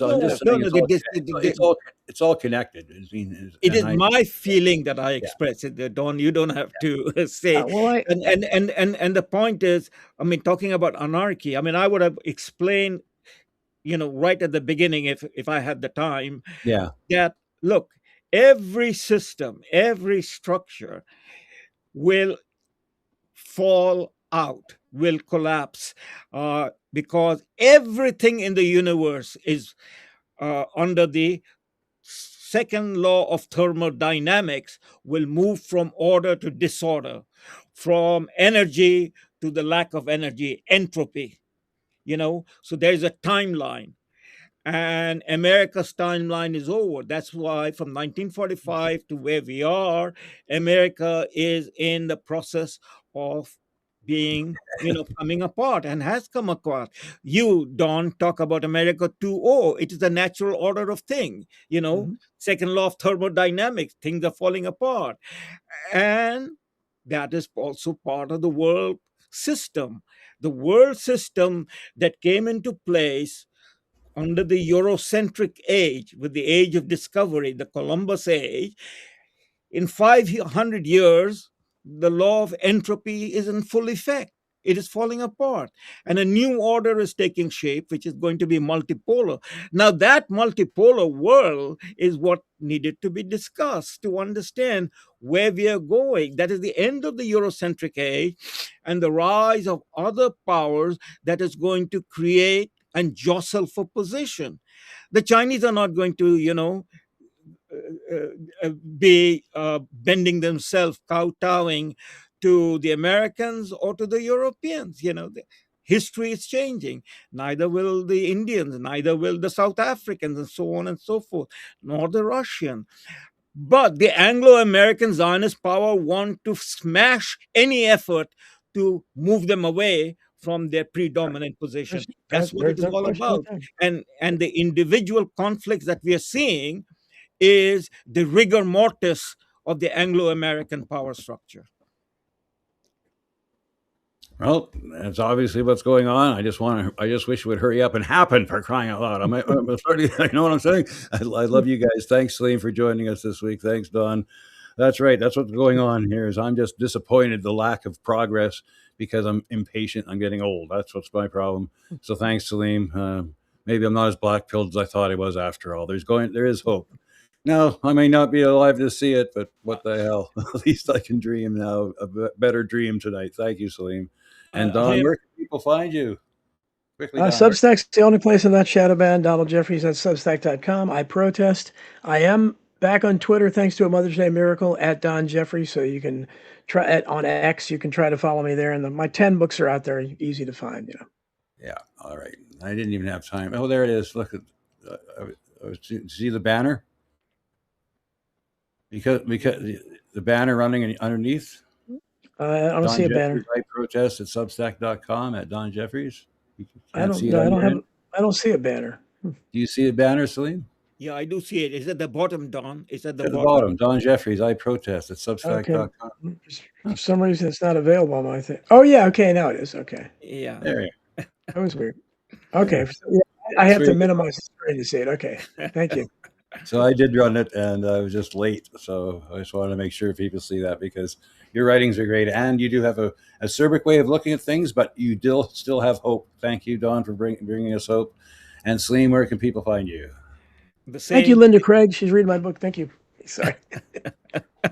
The same. Salim Mansur at substack.com or .substack.com.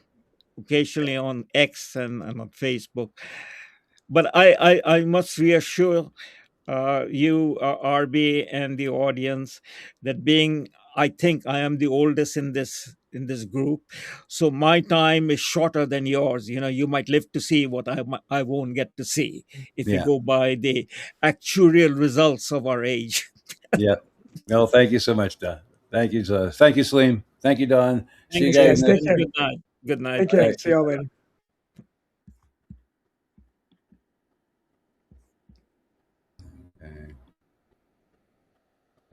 Well, there we go. Salim was kicking my ass because I'm too black pilled. It was crazy. I'm talking about the one world order that I think is happening, and it's so dystopian, and sometimes I don't think you understand what I'm trying to say. That I kind of believe in a one world order already, sort of thing. The Antarctic Treaty proves it. The way they rolled out COVID to everybody, and I mean, all of a sudden, the whole world was, we're gonna quarantine you all and make you wear a mask, and here's a damn vaccine. If you say anything about it, you're a horrible human being. And they did that pretty good. And then, of course, the space program or whatever that is, all the nations cooperating on that. But they fight all these wars, these continuous wars that never end. As George Orwell said, the war is meant to be continuous, not to be won. They keep making huge amounts of money off of military industrial contracts and stuff like that. Keep the serfs in fear and working hard and telling them stories about how the Arabs are coming to get you or whatever, or the Ruskies are coming and all that stuff. And they do that same thing in the other nations, like in Russia and China, whatever. I mean, they do have their own censorship programs and stuff, and they tell their people, these people are the enemy. And maybe they have their own military industrial complex type thing or some self-serving thing that keeps them in power. And they all agreed long ago, hey, or what, what Orwell wrote, that's not really a warning. That's a blueprint, buddies. Yeah. Who knows? I mean, these banksters have all these billions and billions of dollars. A bankster is our prime minister right now. He probably his net worth is actually probably secretly more than our debt here in Canada. He could probably pay it off himself, that son of a bitch. But you know what I mean. These banksters running. I mean, he's a freaking bankster. Bank of England, Bank of Canada. Now he's our prime minister. Liberals voted him in. A bankster, a corporate monster like that. You should see the bills that are coming out from the public affairs about his meals and when he goes abroad on his airplane, all the expenses paid out for that, dwarfing Justin Trudeau at this point. It's just comedic. But anyway, so thanks for showing up. And I'm going to have the Saskatchewan Prosperity Project guy on, Brad Williams, at some point. And we're going to talk about the separation movement, what's going on in Alberta, what chances it has of actually succeeding, the roadblocks being thrown in the way here in Saskatchewan. There's this very small movement of like-minded people who want to start their own government, basically, at least get away from Ottawa in some form, because we're just being used and abused out here in the West by the vast federal corporate oligarchy down there. It's really something. And of course, if you know about Bill C8, Bill C9, Bill C22, all these surveillance bills that's coming through the Canadian government right now, is terrifying. And if put to practice, we would be just as surveilled as China, except with more homeless people, apparently. Mm-hmm. So anyway, we can look forward to that. But we got to keep fighting. Like I was talking to Salim. Salim's giving me a reaction. Well, I did try to change the government. When you got to do something. Canada's got to do. You got to get. I ran for office. I joined the People's Party of Canada back during COVID with Mark Friesen, the Grizzly Patriot, the guy who gave me some purpose in life after, in a way. And this is his chair, by the way, that his wife let me have tonight. And so I'm going to keep fighting, and we've got to keep going. Salim, it's good to have Salim on. He can kick my ass and not be so black-pilled, because there's got to be hope beyond the rainbow. Martin Luther King Jr. is my hero. And people like that, you can change the world for the better, even imperfectly. Like Tommy Douglas, one of my political heroes. I grew up loving that guy. I mean, what he did for working people and the farmers here in Saskatchewan and stuff really brought them up, and did some good things. Electrified every farmyard, gave us a purpose. We had a pretty good thing going here, Saskatchewan people, with an ombudsman. Didn't have budget policy corruption. I'm sure we had all kinds of other stuff. And I know Tommy Douglas wasn't perfect. He was a eugenicist, but weren't they all back in the 1930s? Ernest Manning was too, the right-wing guy in Alberta. He had social credit, and Tommy Douglas had the Canadian Commonwealth Federation, anyway, CCF. And one was supposedly left-wing, one was supposedly right-wing, but they were basically the same thing, except just from a different perspective, but they were both populists. That happened during the 1930s and 40s. It could happen again, but we're at a different page in human history right now. We're too disconnected, too disunited, too much on the internet and stuff, not talking to each other. So I'm going to try to bring on Brad Williams from the Saskatchewan Prosperity Project to talk about it, and it should be interesting. I got a little disheveled today because the show didn't go as I wanted. Had a problem at the start, got kicked up at the computer, had to go on my phone, then had to go back to the computer. So it was really discombobulated. Didn't get to play my theme song, but I'll play it on my way out. So love you guys for showing up this week, and we'll be back again soon. It's RB Ham Beyond the Pale. And remember, conventional wisdom can only get you so far. Sometimes you just have to go beyond the pale. Thanks, guys. I'll talk to you soon, probably Wednesday. And I'll be announcing it because I really don't know for sure who's coming on Wednesday. It's one or two guys, but Brad Williams hopefully will be here soon. I wanted to make that announcement because I think it's a big deal. It might be the only way out of this. I mean, if you're not black-pilled yet and you're trying to look at a political way out of it, a separation movement might work, but there's a lot of pitfalls, and we'll be talking about that. Thanks, Salim, giving me hope. Talk to you later. Bye.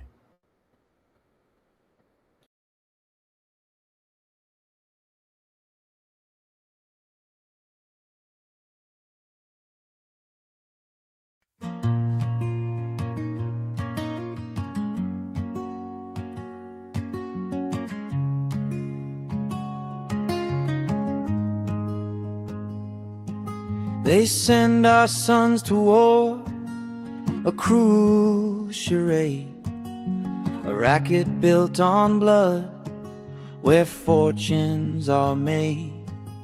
They lie about the reasons, spin tales so tall, while heroes die for profit and empires fall. Politics a game, a circus of clowns, puppets on strings. They parade through our towns.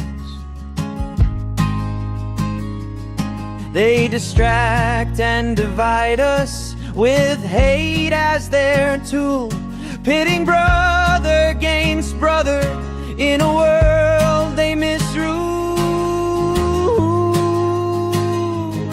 When the powers that be warn you not to go beyond the pale,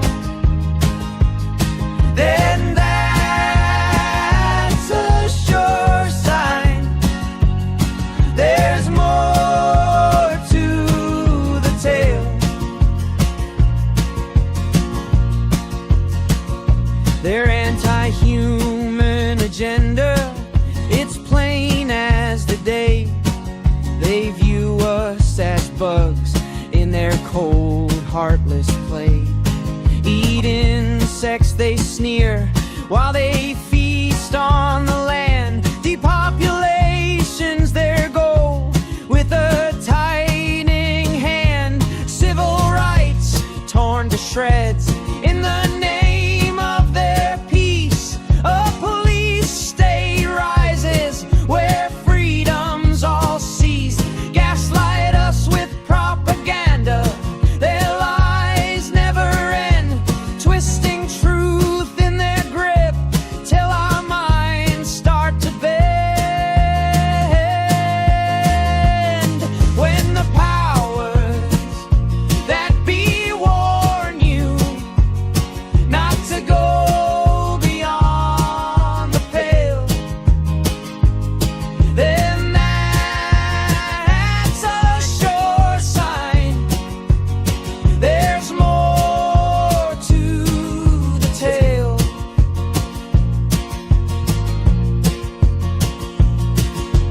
Order out of chaos, their sinister creed. They spark the flames, then offer what we need. Economic stagnation, they choke out our dreams, while divide and conquer rips us at the seams. They fan every fracture, they stoke every fight, left against right, till we're blind to the light. Yet beyond their pale lies the truth they conceal. A world where we're free, where our hearts can still heal.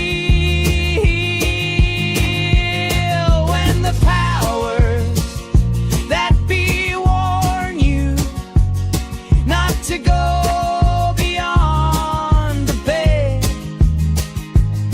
then bold, and that's a sure sign there's more to the tale.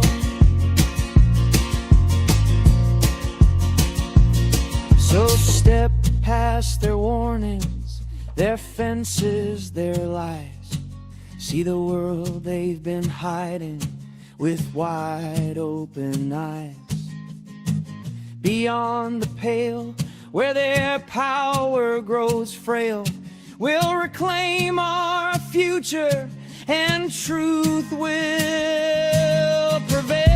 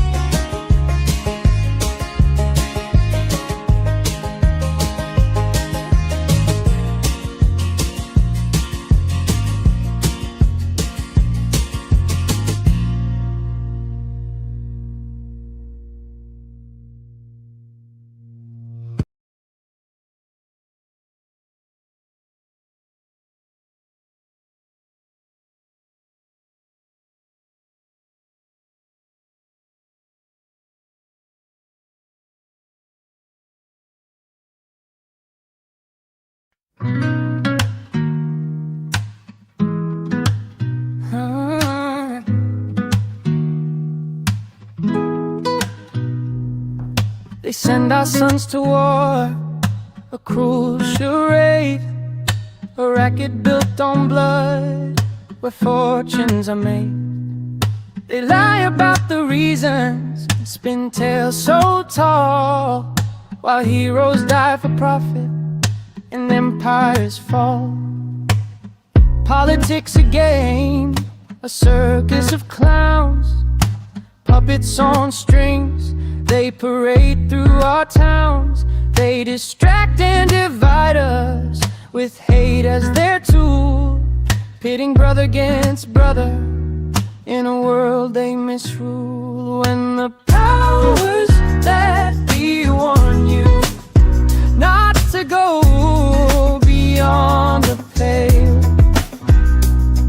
then that's a sure sign there's more to the tale. Their anti-human agenda, it's plain as the day. They view us as bugs in their cold hardness play. Eat insects, they sneer, while they feast on the land. Depopulation's their goal, with a tightening hand. Civil rights torn to shreds in the name of their peace. A police state rises where freedom all cease. Gaslight us with propaganda, their lies never end. Twisting truth in their grip till our minds start to bend. When the powers that be warn you not to go beyond the pale, then that's a sure sign there's more to the tale. Order out of chaos, their sinister creed. They spark the flames, then offer what we need. Economic stagnation, they choke out our dreams, while divide and conquer rips us at the seams. They fan every fracture, they stoke every fight, left against right, till we're blind to the light. Yet beyond their pale eyes, the truth they conceal, a world where we're free, where our hearts can still heal. When the power